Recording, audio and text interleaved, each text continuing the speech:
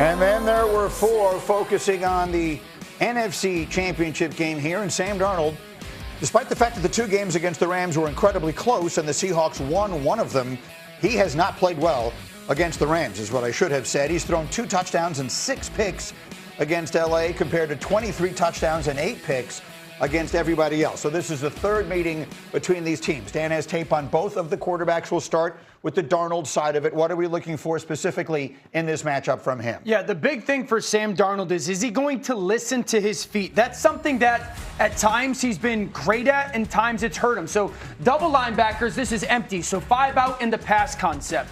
Sam, at times, has been really good with catch the snap, recognize, okay, that linebacker's dropping. That means there's a vacancy in the middle of the field. Ball comes out of his hands. Now, the Rams have done a good job of dropping that defender in that passing lane. San Francisco doesn't. But Sam Darnold was convicted of what he saw there. There's another opportunity. Conviction in his feet. He's staring to the bottom of the screen, doesn't like it. Now, pay attention to his feet. Good job of just resetting and finding that third option. Now, here's the thing. When he does this, it's great.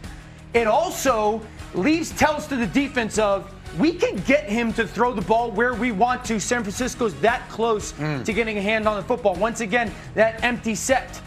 If he trusts his feet and what he's looking at, stares down the middle field, sees one safety, knows that there's going to be soft coverage to the perimeter of the defense, understands the corner follows Shaheed, here's that easy out route, that's when he's at his best. Now, this is the superpower of Sam. It is. That's the strength of Sam Darnold. But there is a reality when a quarterback plays at such a convicted level, and I think this is where the Rams get him. When you show a picture, I know what you're in. As long as I get my eyes there, they know it as well from a defensive perspective, and they kind of bait you into some throws. I think that's the massive part of this game from the Rams defense, Seahawks offense is this. Sam trusts his feet, but does he also confirm what he's looking at? So the whole tenor of this conversation is based on the fact that the two quarterbacks in this game, I believe, have much more at stake than just winning one game and going to one Super Bowl. Starting with the Darnold side of it. Even in that graphic we put up, we still use the word seeing ghosts. And you talked earlier about how certain things stay with players, whether these comments will stay with Keon Coleman. That comment from that Monday night game sticks with Darnold to this day. He can erase that forever on Sunday. Sam Darnold can go from being the guy who the guy's won 14 games in back-to-back seasons. But that's still what he's probably best known for. You lead a team to the Super Bowl, I think all of a sudden that becomes the way people think of you. This becomes your legacy. And I think, and I've had to check myself for this as well. I think the overwhelming narrative around Sam Darnold is that what we've seen from him over the last 2 seasons is not actually reality, as if the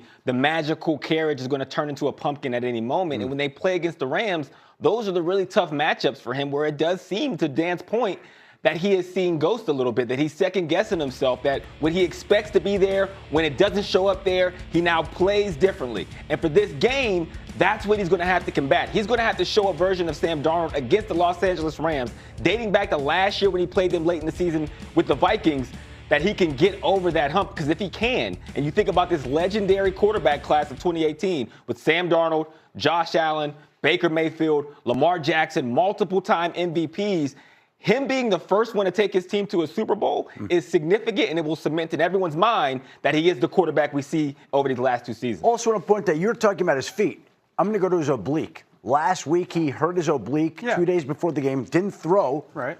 Obviously played well on Sunday. They managed it well, but I see this week they're limiting his throwing this week. He's not going to take all the throws. He says he's feeling better, but it's still a factor. And obviously they'll numb it up on Sunday.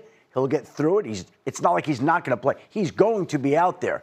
But you wonder if that oblique will interfere at all on Sunday. Before we get to Matthew, this game's going to come down to can Sam Darnold do it late?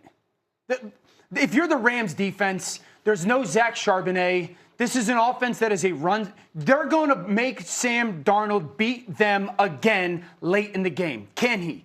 That's what you're talking about. Because that comeback that they had on Thursday night when he starts off rough and then finishes great, if you're the Rams, you got to challenge him to do that again. And can he do that again? Because I've been the biggest Sam Darnold supporter. 5 years ago, guys, he was a laughing stock because of what happened on Monday Night Football, and he was a cast-off from the Jets. This is to go to the Super Bowl. The Rams are going to put this game in his hands. Can Sam Darnold do it in the biggest moment? Yeah, that night was one of the best nights of his career. This is the biggest game of his career. Now to Stafford, who obviously you know so well, with a chance to go back to another Super Bowl, and he has played very well against Seattle this year. Yeah, this is legacy on the line. Yeah. This is top 15 quarterback of all time on the line. The 13 personnel that they use. So 1 back, 3 tight ends. Now, a couple things. One, this is not Devontae Adams or Puka. This is Mumfield. So that sells to the defense. Tight ends, here comes run. Can they consistently do that against the Seattle Seahawks defense? Because then, one, it gets Stafford out on the edge. No one's near him. He's protected. Look at all the space in the middle of the field. Because that run action and the 2 star receivers aren't on the field. Now they understand that Mike McDaniel, he wants to take away the deep throws. There's those tight ends again, right? Here comes this run, whether it's a flea flicker or play action. Look at the depth of these guys, okay? Mike McDaniel, get deep, get deep, get deep. Sean McVay is one of the great screen designer and callers that we have in the NFL, those tight end screens. That's an easy play that becomes that 20-yard chunk. And so then this is the game, the creativity. There's those 3 tight ends a game, just in different positions. Now it's just a play fake. And as the defense, maybe you're a little bit closer this time.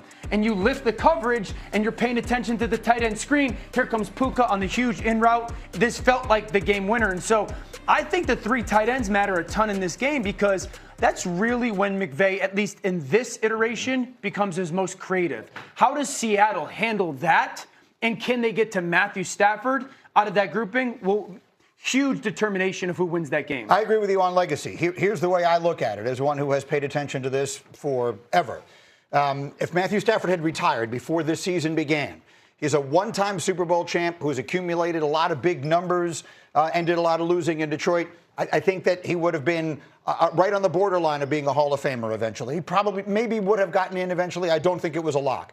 I think if he leads this team to a Super Bowl and wins the MVP, now he's a 2-time Super Bowl champion and an MVP, which he had never previously been. I think he becomes a lock for the Hall of Fame. So I think that's what I meant when I said Stafford is playing for more than just 100%. Going back to a championship game. I think the Hall of Fame, he becomes a Hall of Fame lock if he wins the MVP and wins the Super Bowl. And think about all the questions there were about Matthew Stafford during the offseason. Number one, would he even be in L.A.? Because there were trade discussions with the Giants, the Steelers, the Raiders. The Rams work out their differences. They keep him. Then we go into training camp. Doesn't practice all summer. Has the back issue.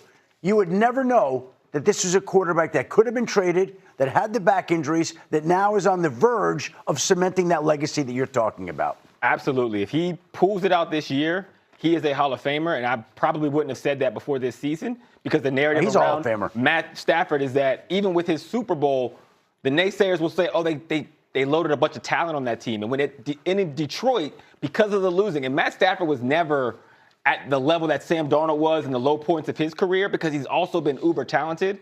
But he's a perfect example of something very similar, of someone who is incredibly talented, but the thousands and thousands of reps have made him a wizard with the football. It makes him understand defensive football better than almost anybody on the field, because Sean McVay is there as well. And he has the perfect mixture of talent, which he's been able to sustain at his age, and good, to where, again, you're looking at defenses he's playing against, and he's always a step ahead because he's such a wizard in understanding of the game of football. I think he's a Hall of Famer. Me too. But if he wins this game and then wins the Super Bowl, I think he gets into the conversation for one of the top 10, 15 quarterbacks of all time. And he would accomplish, I think there's only 13 quarterbacks in the history of the NFL that have won more than just one Super Bowl. He would have 2. So, there is a different level in grouping that he gets into if he wins this one and the Super Bowl. The MVP is a big deal, too. Don't overlook that, because there are quarterbacks that have won Super Bowls. He would then have 2 Super Bowls and an MVP award, which means there was at least one season in which he was deemed to be the best in the entire league. So there are some guys